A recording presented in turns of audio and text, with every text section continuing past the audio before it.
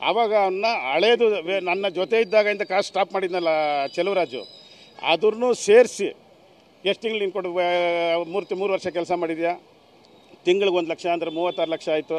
ಈಗ ಅಟ್ಲೀಸ್ಟ್ 30 ಆದರೂ ತಂದು ಕೊಡು ಅಂತ ಹೇಳಿದಾಗ ಇವನು ಇಲ್ಲ ನಾನು 1 ಲಕ್ಷ ತಂದಿದ್ದೀನಣ್ಣ, ಒಂದು 15 ಕೊಡ್ತೀನಣ್ಣ, ಹಳೇದು ಬಿಟ್ಬಿಡ್ರಣ ಅಂತ ಇವನು ಏನು ಸಂಭಾಷಣೆ ಮಾಡ್ತಾನೆ. ಇದೆಲ್ಲ ಮಾಡಿ ಅವನ್ನ ಫಸ್ಟೇ ಕರ್ಕೊಂಡೋಗಿ ಹೊಡೆದು ಪಡೆದು ಸಿದ್ದರಾಮಯ್ಯ ಕೊಟ್ಟವ್ರೆ. ಹೋದಾಗೆಲ್ಲ ಮೊಬೈಲ್ ಕಿತ್ಕೊಂಡು ಮಾಡವ್ರೆ. ನಾವು ಯೋಚನೆ ಮಾಡಿದ್ವಿ ಇವನು ಹೆಂಗಾದ್ರು ಇಂಥ ವ್ಯಕ್ತಿ ಇರಬೇಕಾ, ಕಾನೂನು ಇದಕ್ಕೆ ಮುಂದೆ ಎತ್ಕೊಂಡು ಮುಂದೆ ಬಿಡಬೇಕು, ಇವನಿಗೆ ಶಿಕ್ಷೆ ಕೊಡಿಸ್ಬೇಕಂತ ತೀರ್ಮಾನ ಮಾಡಿ ಅವನಿಗೂ ನಾವೆಲ್ಲರೂ ಸೇರಿ ಧೈರ್ಯ ಹೇಳಿದ್ವಿ.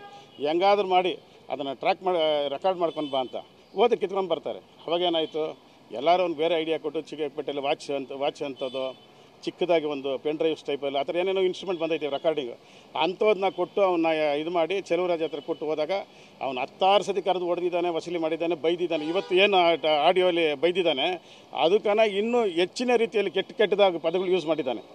ಅದೆಲ್ಲ ರೆಕಾರ್ಡಿಂಗ್ ಮಾಡೋಕ್ಕಾಗಿಲ್ಲ, ದಾಖಲಾತಿ ಸಿಗಲಿಲ್ಲ. ಈಗ ಆಸ್ ಎ ಕಂಪ್ಲೇಂಟ್ ಆಗಿ ನೀವು ದೂರುದಾರರಾಗಿ ACP ಅಂದರೆ ತನಿಖಾಧಿಕಾರಿಯನ್ನು ಭೇಟಿ ಆದ್ರ, ಅವರಿಗೆ ಏನು ನಿಮ್ಮ ಹತ್ರ ಏನು ಸ್ಟೇಟ್ಮೆಂಟ್ ಕೇಳಿದ್ವು, ನಿಮ್ಮ ಹತ್ರ ಏನು ಎವಿಡೆನ್ಸ್ ಕೇಳಿದ್ವು, ಏನು ನೀವು ಪ್ರೆಸೆಂಟ್ ಮಾಡಿದ್ರಿ ಈ ಅಟ್ರಾಸಿಟಿ ಕೇಸ್ಗೆ?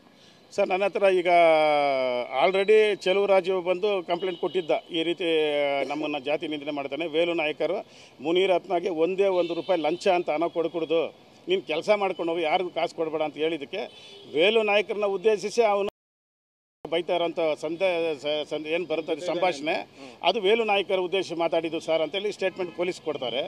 ನಾನು ಚೆಲುವರಾಜ್ ನೋಡ್ಕೊಂಬರ್ತೀನಿ, ಏನಪ್ಪ ಚೆಲುವರಾಜ್ ಅಂತ, ಹಣ ಇಷ್ಟು ದಿನ ನಿನ್ನ ಹತ್ರ ಮುಚ್ಚಿಕ್ಕಿದೆ, ನಿಮಗೂ ಮುನಿರತ್ನನಿಗೆ ಏನಾದರೂ ನನ್ನಿಂದ ಜಗಳಗಳಾಗುತ್ತೆ ಅನ್ನೋ ಒಂದು ಕಾರಣಕ್ಕೆ ಹೇಳಿಲ್ಲ. ಬಟ್ ಈಗ ಸಮಯ ಬಂದೈತೆ, ನಾನು ಏನು ಮಾಡೋಕ್ಕಾಗ್ತಾಯಿಲ್ಲ. ಅವತ್ತು ಈ ಥರ ಬೈದಿರೋದು ಬೇರೆ ಯಾರಿಗಲ್ಲ, ನಿನಗೆ ಬೈದಿದ್ದವನು, ಅವ್ನ ಮಾತು ಕೇಳ್ಕೊಂಡು ನಮಗೆ ದುಡ್ಡು ಕೊಡ್ತಾ ಇಲ್ಲ ಅವನು, ಲಂಚದಾನೆ ಮಗನೇ ಅಂತೇಳಿ ನಿಮ್ಮನ್ನು ಮಾತಾಡ್ತಾ ಇರೋದು ನಿಮ್ಮನ್ನೇ ಅಂತ ಹೇಳ್ದ. ಅವಾಗ ನನಗೂ ಮನಸ್ಸಿಗೆ ಅದರಿಂದ ಈಗ ಪಾಪ ಅವ್ನು ಯಾರೋ ಹೋರಾಟ ಮಾಡ್ತಾನೆ ನ್ಯಾಯಕ್ಕೋಸ್ಕರ, ಅದರಿಂದ ಈಗ ನನ್ನ ಹೌದು ಸ್ವಾಮಿ ನಾನು ಖುಷಿಯಾಗಿ ಹೇಳ್ತಾ ಇದ್ದೀನಿ. ನಾನು ಖುಷಿ ಸರ್, ನನಗೆ ನನ್ನ ಅಂಬೇಡ್ಕರ್ ಸಮುದಾಯದಲ್ಲಿ ಹುಟ್ಟಿದ್ದೀನಿ ಅಂದರೆ ಅದಕ್ಕನ್ನ ಖುಷಿ, ನನಗೆ ಬೇರೆ ಯಾವುದೂ ಇಲ್ಲ. ಹೌದು, ನೀನು ಯಾರು ಹೇಳ್ಕೊಡೋಕ್ಕೆ, ಇವನು ಯಾರು ಮುನಿರತ್ನ, ಅವ್ನು ಹೇಳ್ತಾ ಇದ್ದಾನೆ. ಅವ್ನಿಗೆ ಯಾಕೆ ನೀನು ಹೆಂಡ್ರನ್ನ ಮಲಗಿಸ್ತೇ, ನನಗೆ ಮಲಗಿಸು ಅಂತ, ಯಾಕೆ ಇವನು ಒಬ್ಬನೇನ ಗಂಡಸು? ಕಂಡೋರು ಹೆಣ್ಮಕ್ಳು ನಮ್ಮ ಅಕ್ಕ ತಂಗಿರ ಸಮಾನ, ನಮ್ಮ ತಾಯಿಂದಿರ ಸಮಾನ. ಊರಲ್ಲಿರೋ ಹೆಣ್ಮಕ್ಳನ್ನ ಅವನು ಅಷ್ಟು ಈಸಿಯಾಗಿ ಕೇಳ್ತಾನೆ ಅಂತ ಹೇಳಿದ್ರೆ, ಈಗ ಬೇರೆ ಅವ್ರ ಪಕ್ಷದವ್ರು ಹೇಳ್ಬೋದು ಅವ್ರದ ವಾಯ್ಸು ಇವ್ರದ ವಾಯ್ಸು ಅಂತ. ಈ ಥರ ಸಂಭಾಷಣೆನ 100 ಸತಿ ಕೇಳಿ ಮನಸ್ಸು ನೊಂದು ಹೊರಗಡೆ ಬಂದಿದ್ದೀನಿ. ಮುನಿರತ್ನಂದೇ ವಾಯ್ಸ್ ಅದು, ಅಲ್ಲಿ ಎರಡನೇ ಮಾತಿಲ್ಲ. ಅದಾದ್ಮೇಲೆ ನೀವೇ ಬಂದು ಒಂದು ಲಿಖಿತ ದೂರು ಕೊಟ್ಟೆ. ಚೆಲುವರಾಜ್ ಕೊಟ್ಟಿದ್ರಲ್ಲ ಪೆನ್ ಡ್ರೈವ್, ಅದರಲ್ಲಿ ಇದ್ದಿದ್ದ ಆಡಿಯೋ ಸಂಭಾಷಣೆನ ಕೊಟ್ಟಿದ್ದೀನಿ ಸರ್. ಪೊಲೀಸರು ತಮಗೆ ಏನಂತ ಹೇಳಿದ್ರು ಸರ್ ಆಫ್ಟರ್ ನೀವು ಕಂಪ್ಲೇಂಟ್ ಕೊಟ್ಟ ಮೇಲೆ? ಮತ್ತು ನೀವು ಒಂದು ಗಂಭೀರವಾದಂಥ ಆರೋಪ, ಯಾವುದೇ ಸಮುದಾಯವನ್ನು ಭಾರತದಲ್ಲಿ ನಿಲ್ಲಿಸುವುದು ತಪ್ಪು, ಅದರಲ್ಲೂ ಶೆಡ್ಯೂಲ್ ಕ್ಯಾಸ್ಟ್ ಆ್ಯಂಡ್ ಶೆಡ್ಯೂಲ್ ಟ್ರೈಬನ್ನು ಅವರು ಸಾಕಷ್ಟು ವರ್ಷಗಳಿಂದ ಶೋಷಣೆಗೆ ಒಳಗಾಗಿರೋದ್ರಿಂದನೇ ಸಂವಿಧಾನದಲ್ಲಿ ಅವರಿಗೆ ಬೇಕಾದಂಥ ಹೆಚ್ಚಿನ ಸವಲತ್ತನ್ನು ಕೊಟ್ಟಿರುವಂಥದ್ದು, ಅವರನ್ನು ನಿಂದಿಸುವಂಥದ್ದು ತಪ್ಪು. ಇದ್ರ ಬಗ್ಗೆ ಏನು ಹೇಳಿದ್ರು ಸರ್? ಅದು ಹೇಳ್ದಲ್ಲ, ಮುನಿರತ್ನ MLA ಆಗಿ ಲಾಯಕ್ಕಿಲ್ಲದೆ ಅಂತ ಒಬ್ಬ ವ್ಯಕ್ತಿ, ನಿನ್ನ ಮನಸ್ಸಲ್ಲಿ ಅಷ್ಟು ಕೆಟ್ಟದು, ಅಷ್ಟು ನೀಚ, ಎಲ್ಲ ಮನಸ್ಸಲ್ಲಿ ಕೊಳಕು ತುಂಬಿಕೊಂಡಿದ್ದೀಯಾ. ನೀನು ಹೆಂಗಪ್ಪ ನೀನು ಸಾರ್ವಜನಿಕ ನೀನು ಲಾಯಕ್ಕು? ದಯವಿಟ್ಟು ಮುನಿರತ್ನಗೆ ಹೇಳೋದು, ಅವ್ರನ್ನ ಅರೆಸ್ಟ್ ಮಾಡಬೇಕು, ಜೈಲಿಗೆ ಹಾಕಬೇಕು, ತೊಂದರೆ ಕೊಡೋದು ನನ್ನ ಉದ್ದೇಶ ಅಲ್ಲ ಸರ್. ಇಲ್ಲೇ ಬಂದು ಅವನ್ನ ಏನಾರ ರೈಟಿಂಗ್ ಮಾಡ್ಕೊಂಡು ಬೇಕಂತ ಕಳಿಸ್ಬಿಡ್ಲಿ, ನಾವೇನು ಯೋಚನೆ ಮಾಡಲ್ಲ. ಆದರೆ ಈ ಕೆಟ್ಟು ಮನಸ್ಸನ್ನ ತೊಳ್ಕೊಂಡು ಹೊರಗಡೆ ಹೋಗ್ಬೇಕಯ್ಯಪ್ಪ. ಮನಸ್ಸಲ್ಲಿ ಕೊಳಕನ್ನ ಹೊರಗಡೆ ಹಾಕ್ಬಿಟ್ಟು ನಾನು ಒಳ್ಳೆ ಮನುಷ್ಯನಾಗಿ ಬದುಕ್ತೀನಿ, ಸಮಾಜದಲ್ಲಿ ನಾನು ಇನ್ಮೇಲೆ ಎಲ್ಲ ತಿದ್ದುಕೊಂಡು ಬದುಕ್ತೀನಿ ಅಂತೇಳಿ ಅವನು ಅದು ತಿದ್ದುಕೊಂಡು ಒಂದು ಮನುಷ್ಯನಾಗಿ ಪರಿವರ್ತನೆ ಆಗಿ ಒಳಗಡೆ ಬದುಕಲಿ ಸರ್. ಅದಕ್ಕೆ ನಮ್ಮ ಖುಷಿ ಸರ್.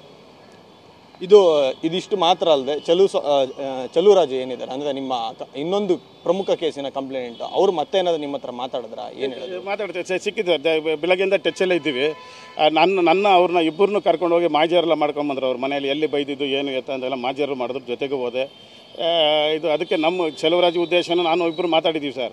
ಆ ಎಪ್ಪನ್ನು ಹಿಡಿಬೇಕು, ಜೈಲಿಗೆ ಹಾಕ್ಬೇಕಾದ ಅದು ನಮ್ಮದು ಅಲ್ಲ, ಕಾನೂನು ಮಾಡ್ತೈತೆ. ಬಟ್ ಏನಂದರೆ ಆತ ಏನಾಗುತ್ತೋ ಪರಿವರ್ತನೆ ಆಗಲಿ, ಮನುಷ್ಯನಾಗಿ ಬದುಕಲಿ. ಒಬ್ಬ MLA ಅಂದರೆ RR ನಗರದಲ್ಲಿ 6 ಲಕ್ಷ ಜನ ಇದ್ದಾರೆ ಸರ್. ಇಡೀ ರಾಜ್ಯಕ್ಕೆ ಅವರು ಮಂತ್ರಿ ಆಗಿದ್ದಾರೆ ಸರ್, 6 ಕೋಟಿ ಜನಕ್ಕೆ ಮಂತ್ರಿ ಆಗಿದ್ದರು ಸರ್. ಆದರೆ ಇಷ್ಟು ಕೊಳಕು ತುಂಬಿರೋಂಥ ವ್ಯಕ್ತಿ ಅಲ್ಲ. ಒಳ್ಳೆ ಮುನಿರತ್ನನಾಗಿ ಬರಲಿ, ದೇವರೆಲ್ಲ ಕೊಟ್ಬಿಟ್ಟವನು ಅವನಿಗೆ. ಯಾಕಂದರೆ ನೀವು ವರ್ಷಗಳ ಕಾಲ ಅವ್ರ ಜೊತೆಲೆ ಇದ್ದಂಥವ್ರು, ಇವತ್ತು ಈ ಕೆಲವು ವರ್ಷಗಳಿಂದ ಅವರ ಅಪೋಸಿಟ್ ಆಗಿ ನಿಂತ್ಕೊಂಡಿದ್ದೀರಾ. ಅದಕ್ಕೆ ಸರ್ ಅದೇ ಹೇಳ್ತಾ ಇದ್ದೀನಲ್ಲ, ಮುನಿರತ್ನನಿಗೆ ಶಿಕ್ಷೆ ಕೊಡಿಸ್ಬೇಕು, ಇನ್ನೊಂದು ಮತ್ತೊಂದು, ಅದು ಯಾವುದು ನಮ್ಮ ಉದ್ದೇಶ ಅಲ್ಲ. ಮನುಷ್ಯನಾಗಿ ಬದುಕು, ಬೇರೆ ಜಾತಿಯವ್ರಿಗೆ ಗೌರವ ಕೊಡು, ಬೇರೆ ಮನುಷ್ಯನಿಗೆ ಗೌರವ ಕೊಡು, ಬೇರೆ ಹೆಣ್ಮಕ್ಳನ್ನ ನನ್ನ ಅಕ್ಕ ತಂಗಿನಾಗಿ ಭಾವನೆ ಮಾಡು, ವಯಸ್ಸಾದ ನನ್ನ ತಾಯಿಯಾಗಿ ಭಾವನೆ ಮಾಡು. ಇಷ್ಟು ಬುದ್ಧಿ ಕೊಟ್ಟು ಮುಂದೆ ದೇವರು ಇಲ್ಲಿ ಏನೂ ಮಾಡೋದು ಬೇಡ, ಏನಂತ ಲಿಖಿತ ಒಂದು ನೋಟಿಸ್ ಕಟ್ಕೊಂಡು ಹೋಗಪ್ಪ ಮನೆಗೆ ಅಂತ ಕಳಿಸ್ಲಿ ಸರ್. ಅಲ್ಲ, ಅದು ಈ ಕಾನೂನಿನ ಪ್ರಕ್ರಿಯೆಗಳು ಕಾನೂನು ಮಾಡ್ತದೆ. ಅವ್ರಿಗೇನು ಶಿಕ್ಷಕ ನಾವು ಬಯಸೋರಲ್ಲ, ಮನುಷ್ಯನಾಗಿ ಬದುಕಲಿ ಸರ್. ಇದಿಷ್ಟು ದೂರುದಾರ ವೇಲು ನಾಯ್ಕರ್ ಅವರು ಹೇಳುವಂಥದ್ದು. 2 ದೂರುಗಳಿದಾವೆ, 2 ಕೇಸ್ಗಳಿದೆ. ಒಂದು ಗುತ್ತಿಗೆದಾರ ಕೊಟ್ಟಿರೋದಾದ್ರೆ, ಇನ್ನೊಂದು ವೇಲು ನಾಯ್ಕರ್ ಅವರು ಕೊಟ್ಟಿರುವಂಥದ್ದು. ಇದೇ ಈಗ ಸದ್ಯಕ್ಕೆ ನಾನ್ ಬೇಲೆಬಲ್ ಸೆಕ್ಷನ್ ಇರುವಂಥ ಜಾತಿ ನಿಂದನೆ ಅಟ್ರಾಸಿಟಿ ಕೇಸ್ ಆಗಿದೆ. ಕ್ಯಾಮ್ರಾ ಪರ್ಸನ್ ರಘು ಜೊತೆ ಪ್ರಜ್ವಲ್, TV9 ಬೆಂಗಳೂರು.